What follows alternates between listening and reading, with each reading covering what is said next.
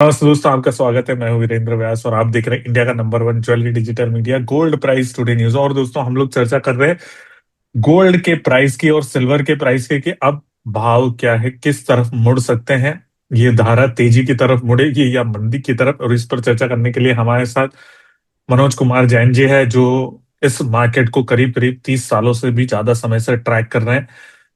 पृथ्वी फिनमार्ट में डायरेक्टर हैं, कई कंपनियों में बड़ी पोजीशन पर रह चुके हैं। मनोज जी नमस्ते, स्वागत है आपका। नमस्कार वीरेंद्र जी। मनोज जी, अगर हम देखें भाव को, तो अभी क्या आपको सिचुएशन लग रही है? क्योंकि अभी हर किसी के मुंह पे एक ही बात है, चाहे इंटरनेशनल मीडिया भी पूरा देखो, जो गोल्ड को ट्रैक करता है या जो बड़े बड़े एनालिस्ट हैं, सिर्फ एक ही बात हो रही है, फेड की बात हो रही है और यूएस की डेटा की बात हो रही है। ये दो बातें अभी पिछले 10 दिन का अगर आप कवरेज का एनालिसिस करेंगे तो उसमें 70% बात यही दो की आ रही है। बिल्कुल वीरेंद्र जी, यहाँ पे हम देख रहे थे कि यूएस में अभी तक का सबसे लंबा शटडाउन जो है वो चल रहा था। और शटडाउन समाप्त होने के बाद जो दो चीजें अभी सबसे ज्यादा लाइमलाइट में है वो ये है कि एक तो शटडाउन के बाद जो यूएस के इकोनॉमिक डेटा जो इतने समय से रिलीज नहीं हुए थे वो अब ग्रेजुअली यहाँ पे धीरे धीरे रिलीज होना शुरू हुए हैं। तो एक तो उसके ऊपर मार्केट की नजर है, दूसरा यहाँ पे यूएस फेड की जो दिसंबर मंथ की पॉलिसी मीटिंग है वहां पे ब्याज दरों में कटौती को लेकर के जो रुख है एनालिस्ट का और मार्केट का, वो थोड़ा सा यहाँ पे डिवाइडेड नजर आ रहा है। तो अभी दो चीजें सबसे ज्यादा फोकस में है, यूएस के इकोनॉमिक डेटा और यूएस फेड की जो दिसंबर मंथ की जो मॉनेटरी पॉलिसी मीटिंग है उसको लेकर के यहाँ पे अभी चर्चा जोरों पर है। और इसीलिए हम देख रहे हैं कि जो मार्केट में वॉलेटिलिटी है वो पिछले एक सप्ताह से काफी ज्यादा बड़ी मात्रा में देखने को मिल रही है। और अगर हम इंटरडे के मूव्स ही देखें तो लगभग 2 से 3% की एवरेज वॉलेटिलिटी अभी गोल्ड और सिल्वर में देखने को मिल रही है वीरेंद्र जी। लास्ट टाइम हमने जब इंटरव्यू किया था तब 50-50 चांस थे सीएमए फेड वॉच टूल पर रेट कटौती के। आज की डेट में जो कि 68-31 हो चुके हैं, मतलब 68 ये मान के चल रहे हैं कि कटौती नहीं होने वाली है। प्रोबेबिलिटी लगातार बढ़ती जा रही है, मतलब 20% बढ़ चुकी है तब से जो है प्रोबेबिलिटी वहां पर। आपको क्या लग रहा है कि ये जो ग्राफ है कटौती का, चूंकि डेटा अब डिलेड भी होंगे, अक्टूबर के डेटा जारी नहीं होने वाले हैं, और वो जब जारी होंगे तब फेड की बैठक हो चुकी होगी, 16 दिसंबर को जारी होंगे। अक्टूबर के डेटा नवंबर के साथ मिलाकर जारी होने वाले। तो आपको क्या लगता है कि ये अंधेरा ही रहेगा, मतलब अंधेरा कट का होगा या नहीं होगा? ये अब उसी दिन पता चल पाएगा, उससे पहले गेज करना मुश्किल होगा थोड़ा, क्या? देखिए, यहाँ पे अनसर्टेनिटी निश्चित रूप से रहेगी, लेकिन मेरा मानना है कि जो सितंबर मंथ के डेटा जो भी रिलीज होंगे उसमें आज यहाँ पे नॉन फॉर्म पेरोल के डेटा आना है। उसके बाद यहाँ पे बाकी भी जो यूएस के जो इकोनॉमिक डेटा है, चाहे वो मैन्युफैक्चरिंग पीएमआई हो या सर्विसेज हो, उनके डेटा भी यहाँ पे ग्रेजुअली जो है वो रिलीज होते हुए नजर आएंगे। साथ ही फेड के काफी सारे मेंबर्स के जो स्टेटमेंट्स है वो भी जो फेड पॉलिसी मीटिंग है उसके पहले आना है। हालांकि यहाँ पे यूएस फेड की जो मॉनेटरी पॉलिसी मीटिंग के जो मिनट्स अभी जारी हुए हैं पिछले मीटिंग के, उसमें जो फेड के मेंबर्स है उनका रुख थोड़ा सा डिविजिव नजर आया। कुछ मेंबर्स वहां पर रेट कटौती के पक्ष में नजर आए और कुछ जो है वो रेट कटौती के अगेंस्ट में नजर आए।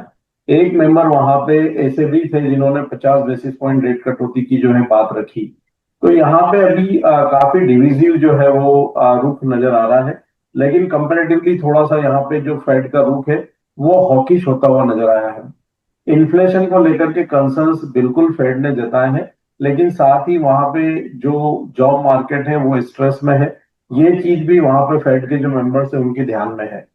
तो अगर यूएस में इन्फ्लेशन में बहुत ज्यादा बढ़ोतरी नहीं होती है और यहाँ पे जो जॉब के डेटा है अगर वो उम्मीद से ज्यादा गिरावट दिखाते हुए नजर आते हैं, तो हो सकता है कि फेड जो है वो दिसंबर में 25 बेसिस पॉइंट के जो रेट कट की संभावना है उसको बरकरार रखे। लेकिन वर्तमान परिदृश्य में अभी चूंकि डेटा यहाँ पे आना है, तो उसको देखते हुए और जो फेड के जो कुछ मेंबर्स का रुख है उसको देखते हुए अभी ये नजर आ रहा है कि शायद दिसंबर में जो है स्टेटस को फेड मेंटेन रख सकता है। और इसीलिए मार्केट जो है इसको डिस्काउंट करके चल रहा है। और डॉलर इंडेक्स में हमने फिर एक बार जो है बढ़त आते हुए देखी है और डॉलर इंडेक्स 100 के पार फिर एक बार निकलता हुआ नजर आया है। तो इसलिए सोने और चांदी में अभी ऊपरी लेवल पर थोड़े रेजिस्टेंस जो है वो बनते हुए नजर आ रहे हैं वीरेंद्र जी।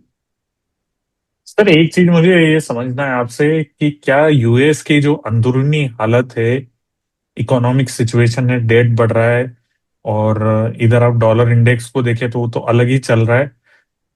तो आपको क्या लग रहा है कि यूएस की जो इकोनॉमिक हालत है वो कहीं ना कहीं कमजोरी की तरफ जा रही है? उनका रिवेन्यू नहीं बढ़ रहा है, डेट बढ़ रहा है, और जिस प्रकार से जीडीपी ग्रो करना चाहिए वैसा नहीं कर रहा है, और ये भी लंबे समय में एक ट्रिगर हो सकता है सोने के भाव के लिए।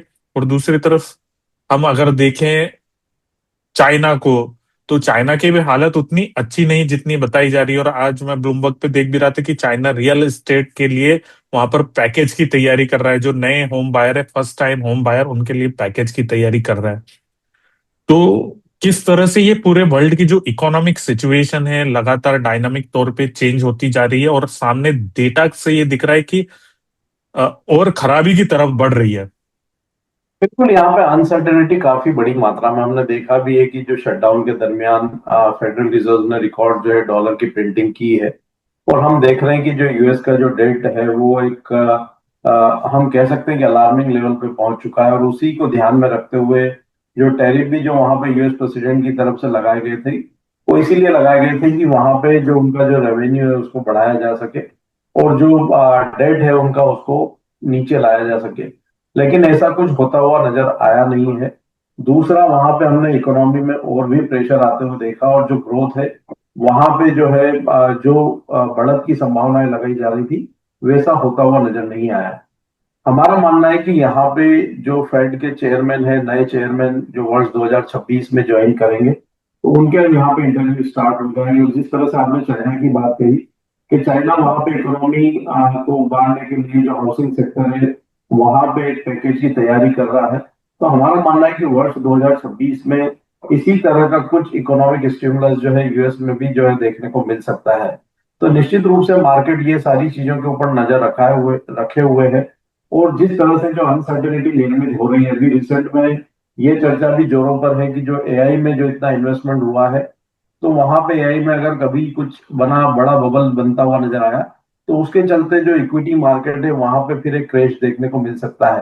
तो इन सारी अनिश्चितताओं के मद्देनजर हम देख रहे हैं कि जो सोना और चांदी है वहां पे जो सेफ हेवन बाइंग है वो लगातार बरकरार है। और हम देख रहे हैं कि जो सपोर्ट्स लेवल है वो सोना और चांदी दोनों यहाँ लगातार होल्ड भी करते हुए नजर आ रहे हैं, वीरेंद्र जी।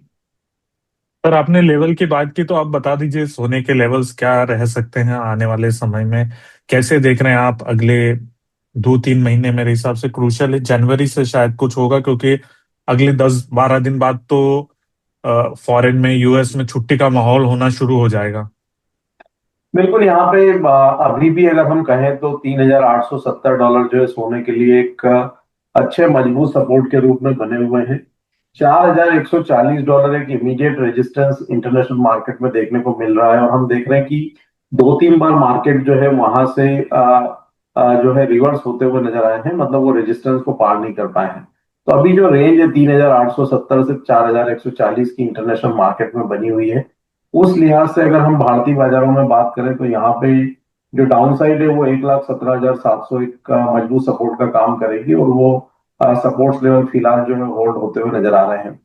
अगर हम ऊपर के रेंज की बात करें तो वहां पे 1,25,500 जो है एक मजबूत रेजिस्टेंस बना हुआ है। तो ये 7 से 8 हजार की एक रेंज यहाँ बनी हुई है। अगर मार्केट 1,25,500 के स्तर के ऊपर अगर सस्टेन होना शुरू होता है भारतीय बाजारों में, तो फिर हम वहां पे एक जो फ्रेश रैली है वो आते हुए देखेंगे।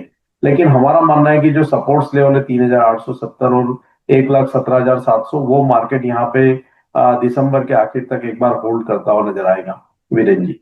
भारतीय टर्म में सर? 1,17,700 एक इंपॉर्टेंट सपोर्ट रहेगा भारतीय बाजारों में दिसंबर तक, जिसको सोना यहाँ पे होल्ड करता हुआ नजर आएगा। वहीं 1,25,500 के ऊपर अगर ब्रेकआउट होता है तो फिर हम वहां पे फ्रेश रैली आते हुए देखें। और चांदी में सर? चांदी में अगर मैं बात करूं तो यहाँ पे जो इमीडिएट सपोर्ट लेवल है वो $48 के है इंटरनेशनल मार्केट में, और रेजिस्टेंस जो है वो $52.50 का बना हुआ है। और अगर मैं थोड़ा सा मीडियम टर्म की बात करूं तो 46.40 एक मजबूत सपोर्ट वहां पे बना हुआ है, और रेजिस्टेंस 52.50 ही है। इसको अगर हम भारतीय टर्म में बात करें तो जो इमीडिएट सपोर्ट लेवल है वो 1,51,000 यहाँ पे एमसीएक्स की बात करें तो बना हुआ है। और ऊपरी लेवल्स पे जो रेजिस्टेंस है वो 1,60,000 के आसपास बने हुए हैं। अगर मैं थोड़ा मीडियम टर्म की बात करूं तो मेरा मानना है कि 1,47,000 का जो स्तर है वो चांदी जब तक वहां पे होल्ड कर रही है तो जो सपोर्ट्स लेवल है वो बने रह सकते हैं। वहीं अगर 52.50 इंटरनेशनल मार्केट में और 1,60,000 भारतीय बाजारों में इसके ऊपर अगर कीमतें एक बार टिकना शुरू होती है तो फिर हम वहां पे चांदी में भी जो है फ्रेश रैली आते हुए देखेंगे। और हो सकता है कि हम $55 के स्तर को भी पार करते हुए देखें इंटरनेशनल मार्केट में। और भारतीय बाजारों में भी जो 1,70,000 के स्तर है वो पार कर सकती है। तो यहाँ पे सपोर्ट्स लेवल सोने में 1,17,700 और चांदी में 1,47,000, इसके ऊपर जो ट्रेडर्स है निवेशक है उनको नजर रख करके चलना चाहिए। सोने में फ्रेश ब्रेकआउट पॉइंट जो है वो 1,25,500 का रहेगा और चांदी में 1,60,000 का रहेगा। ये दोनों स्तर के ऊपर अगर कीमतें सस्टेन होती है तो फिर वहां से अच्छी बढ़त की संभावनाएं बनती हुई नजर आएगी।